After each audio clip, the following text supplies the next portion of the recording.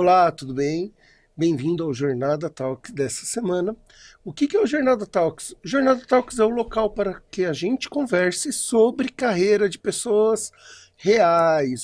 Hoje eu quero conversar com você sobre um tema que impacta na maior parte dos profissionais, que é o estresse. Pesquisa recente diz que 70% dos trabalhadores brasileiros estão com algum grau de estresse no seu dia a dia.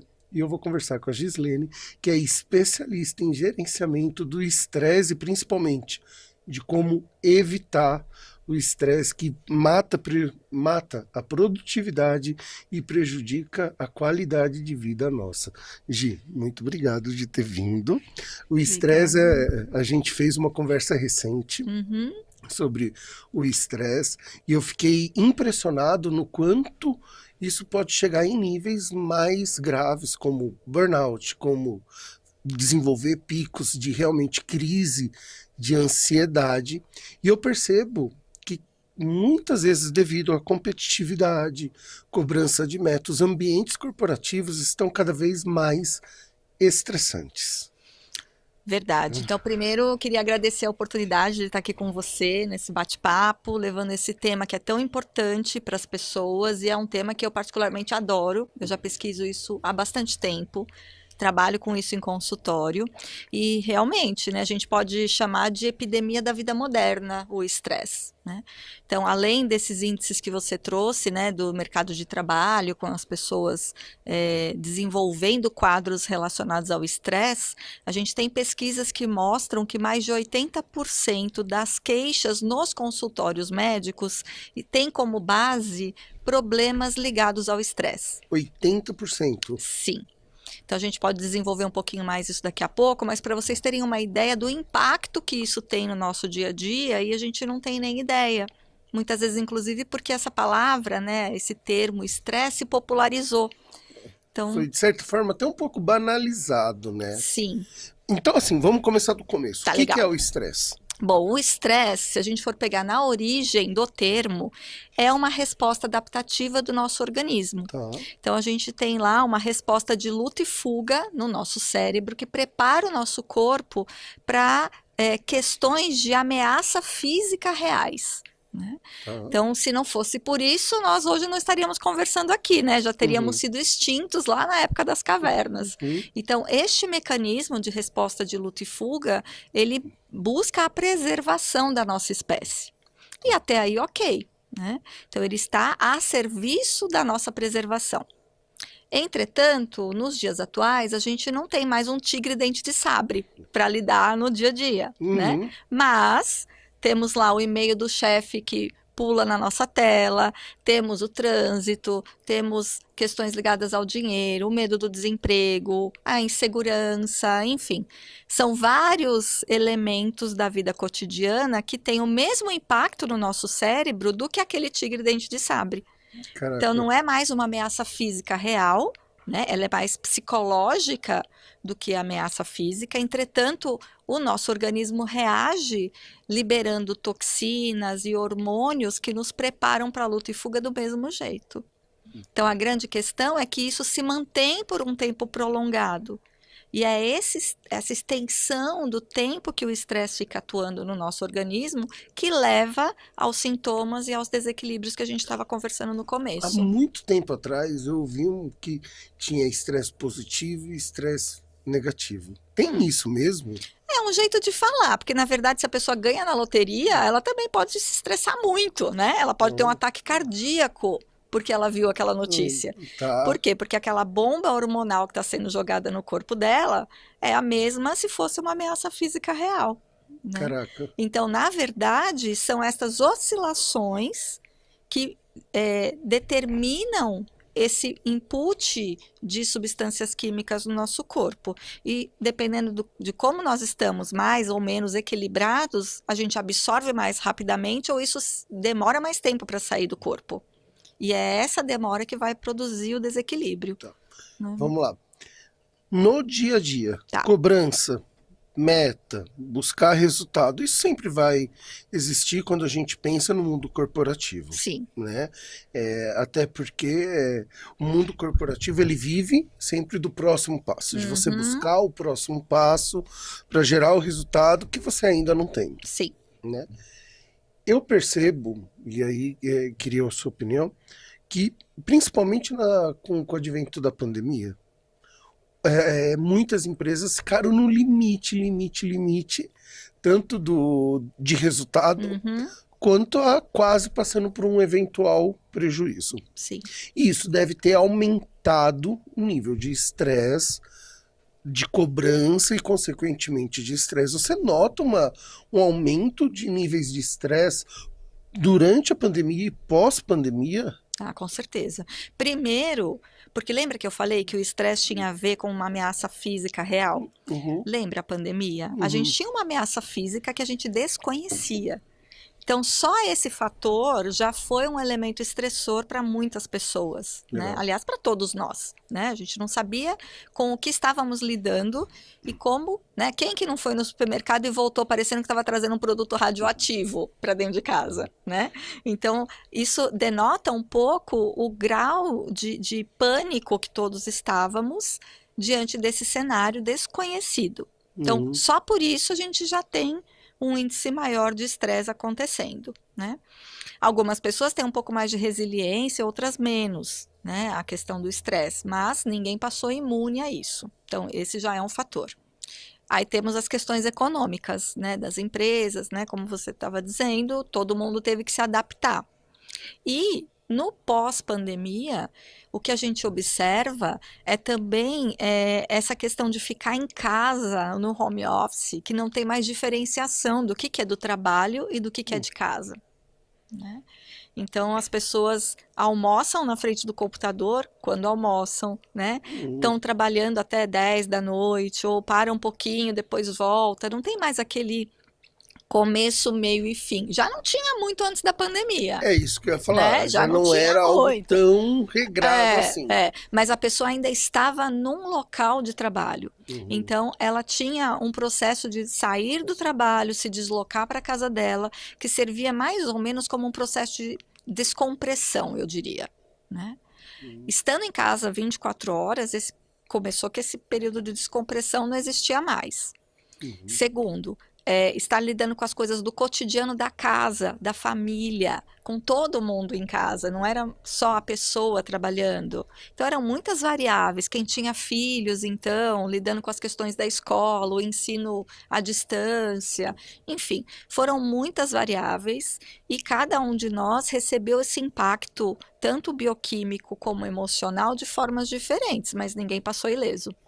Quando você diz de forma diferente, então, pode-se afirmar que para o mesmo impacto, para a mesma carga que você receba, algumas pessoas vão lidar com estresse de uma maneira e outras de outra maneira. Com certeza. Tá. E o que faz uma pessoa lidar, de repente, de uma maneira mais positiva com a carga e gerar menos estresse, e outra lidar, de repente, com uma maneira, com uma intensidade maior e ficar sobrecarregada no nível de estresse? Tem alguns fatores que podem interferir nisso, né? Um deles vem lá da infância, da educação, né? Não da educação direta, mas de como a pessoa internalizou aquela educação. Então, se ela teve mais frustrações ou menos frustrações, se ela conseguiu ter mais adaptabilidade a elas ou não. Então, isso já vem se desenvolvendo desde a infância. Outro fator é como ela veio gerindo o estresse ao longo da vida dela.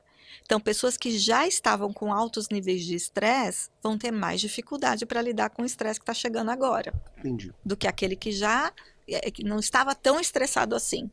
Né?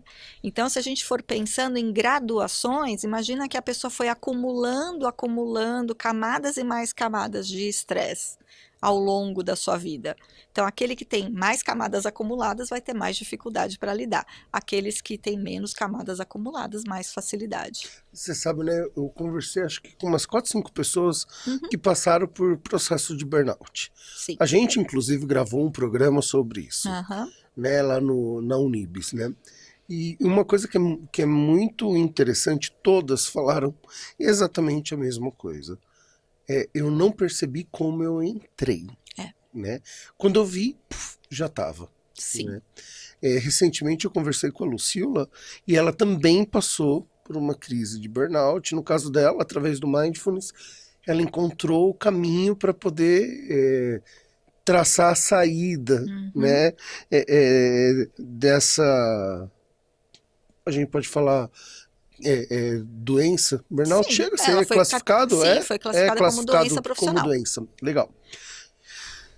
Se as pessoas não percebem como entram, né? Talvez esse seja uma das maiores dificuldades, né? Porque a hora que vê, já foi.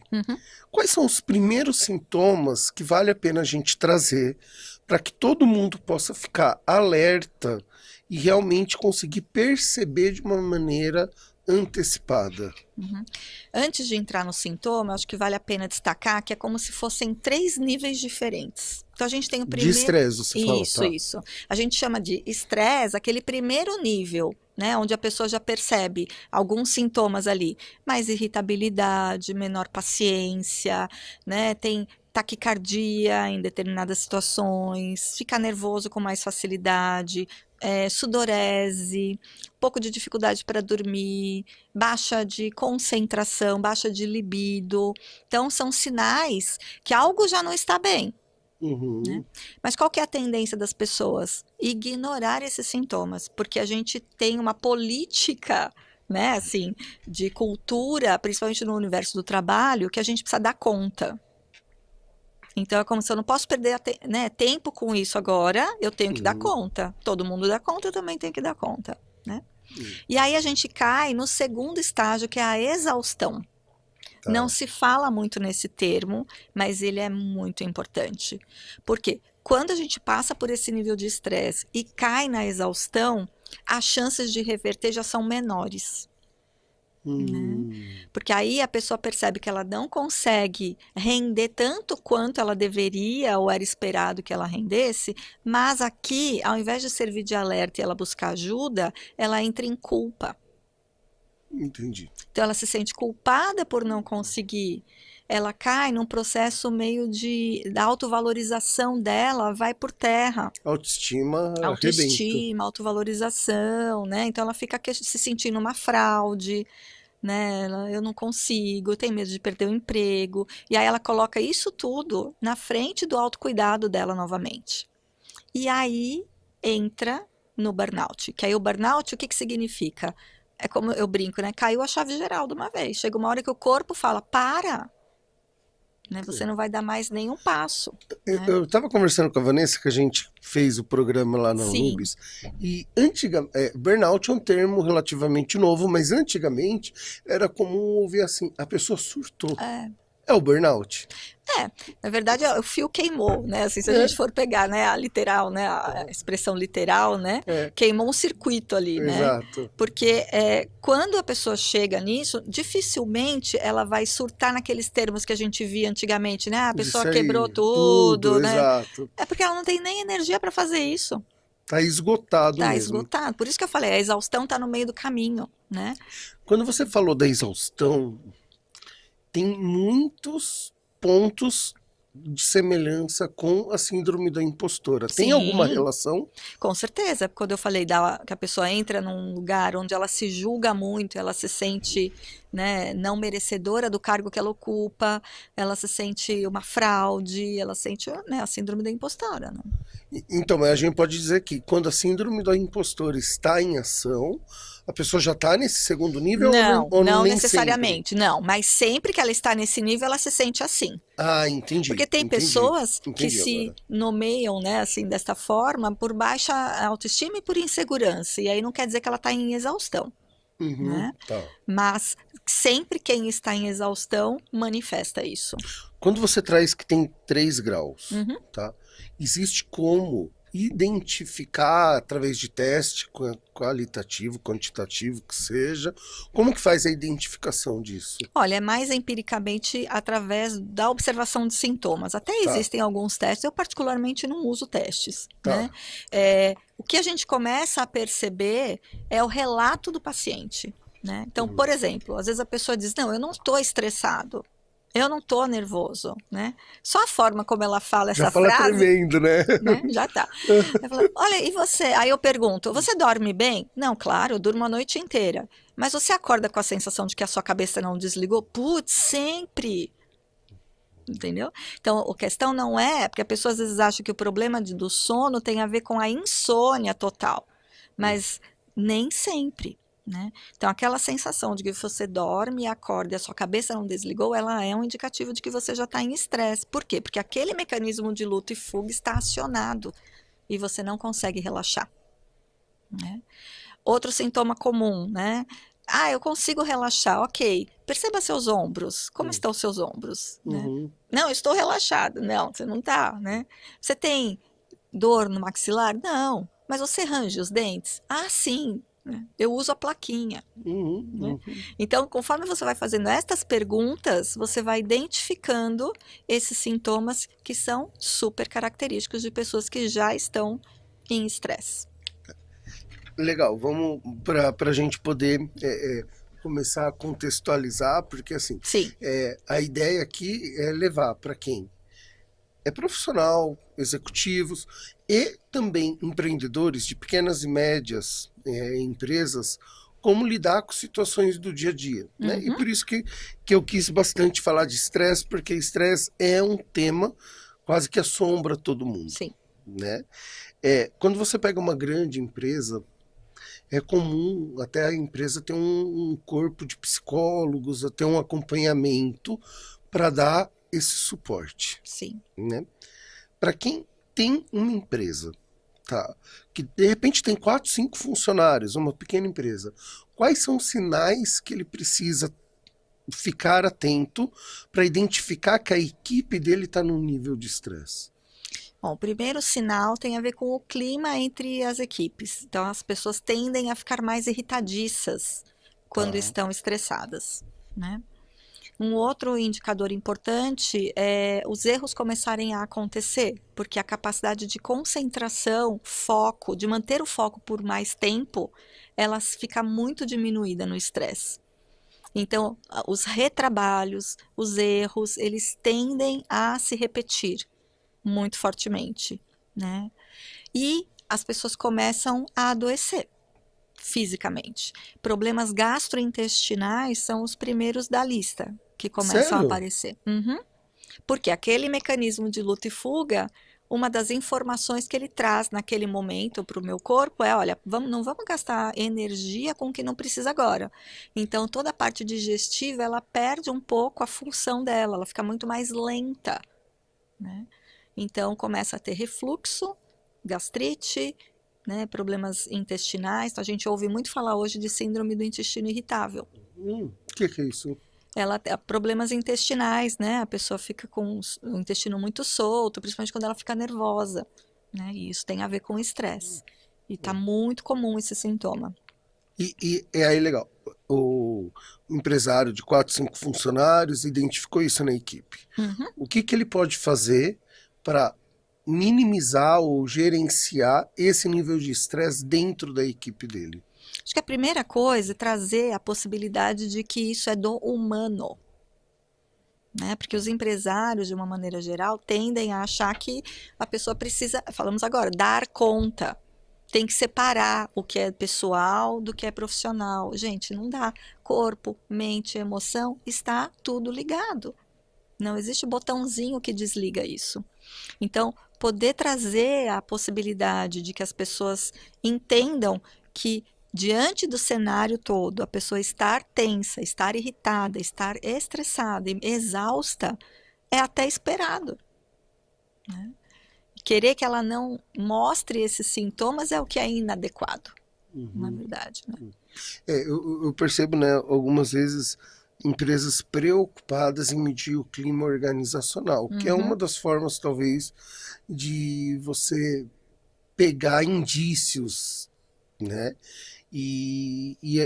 Só que para isso você tem que ter um programa de continuidade. Sim. Né? Porque simplesmente medir por medir vai te mostrar uma realidade que não vai ajudar praticamente em nada, né? Essa dica que você passou de entender que são pessoas e que precisa ter um cuidado emocional muito grande é essencial na Sim. minha visão, né? Eu como pessoa, tá? Uhum. Quais são os cuidados que quando eu faço eu consigo minimizar o efeito negativo do estresse? Eu costumo propor para meus clientes, né, uma coisa muito simples, que é pequenos prazeres. Eu até brinco com Ah, eles, que eu gostei. chamo de Bora lá. desafio dos pequenos É. prazeres, né? Então, Me se fala você mais, gostei. parar ao longo do seu dia, né, para tomar o seu café, e você pega aquele café, percebe o aroma dele, saboreia esse café, né, tem prazer com aquilo, nesse instante você começou a mudar a bioquímica do seu corpo. Se você para um pouquinho, olha na janela e observa o pôr do sol, né, vê, né, toma um ar, uma fração de segundo que você faz isso, um minutinho que você faz isso, você muda a bioquímica do seu corpo, né? Então, parar para prestar atenção no corpo. Algo muito importante, prestar atenção na sua respiração. As pessoas Uhum. estão com uma respiração muito curtinha, acelerada, né? Para, você pode estar em reunião e você está aqui, ó. Faz uma respiração profunda, leva o ar para o abdômen. Ó, eu estou fazendo isso aqui e não parei nem de conversar com você. É possível. E são pequenas ações que você pode ir quebrando aquele circuito do estresse ao longo do seu dia, né? Logo, exercício, por exemplo, de respiração consciente Sim. pode ser uma boa prática. Uhum. Legal. Que mais? Assim, eu sempre tento buscar coisas simples, né? Sim. Tipo, respiração consciente é algo que é acessível a todos. Um outro exercício que é muito simples e que, por incrível que pareça, é difícil das pessoas fazerem, é você ter plena atenção, por exemplo, na hora do banho, né? Então, se você vai tomar um banho, você toma o banho com presença, com consciência, você torna aquele momento um momento de mudança da bioquímica do seu corpo também. Se você antes de dormir faz algumas respirações profundas ou faz um relaxamento progressivo para ir liberando as tensões parte a parte do seu corpo, você muda a qualidade do seu sono e aí não acontece mais aquilo que eu falei, de dormir e acordar com a sensação de que a cabeça não desligou, né? Uhum.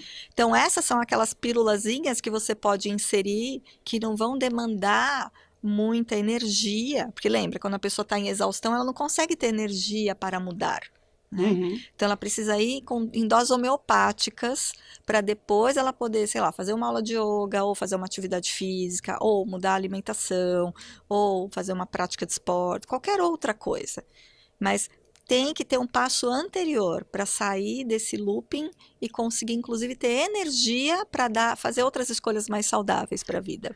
Eu gosto muito dessa ideia que você traz de fazer pequenas mudanças, né? Porque Uhum. assim, a pessoa está estressada, você virar e falar, ó, você tem que praticar 1 hora de exercício, você tem que comer direito, você tem que dormir, meu, tá bom, tipo, Ela não vai fazer, né? Aí ela vai se falo óbvio. frustrar mais, né? Exato, é uma coisa a mais para ela Uhum. carregar, é um peso a mais, é uma dificuldade a mais, é uma decepção a mais E também mais de não conseguir, culpa. e mais culpa, né? Então eu sou apaixonado por mudanças de pequenos hábitos, Sim. né? Tem até um livro, tá, para você que quer mudar os hábitos, que chama Micro Hábitos. É Conheço. muito bacana, que basicamente ele fala isso, assim, você transforma o hábito novo que você quer numa ação tão pequena, tão pequena, tão pequena que seja impossível de você não realizar. Uhum. E começa fazendo isso e aí você ganha musculatura para poder fazer desafios maiores, né? Então, legal, a gente falou de respiração, Uhum. a gente falou de ter um ponto antes de dormir, de reflexão, de alongamento, de eliminar, Relaxamento. relaxamento, obrigado, de eliminar as tensões. Uhum. E no dia a dia, você falou de ter pontos de comemoração, de celebração, que eu curti Sim, muito, muito, trazer os muito. pequenos prazeres, né, Trazer os pro pequenos cotidiano. para a gente poder ir fechando, vamos lá, a gente já falou um bocado de estresse, sintomas de estresse, Uhum.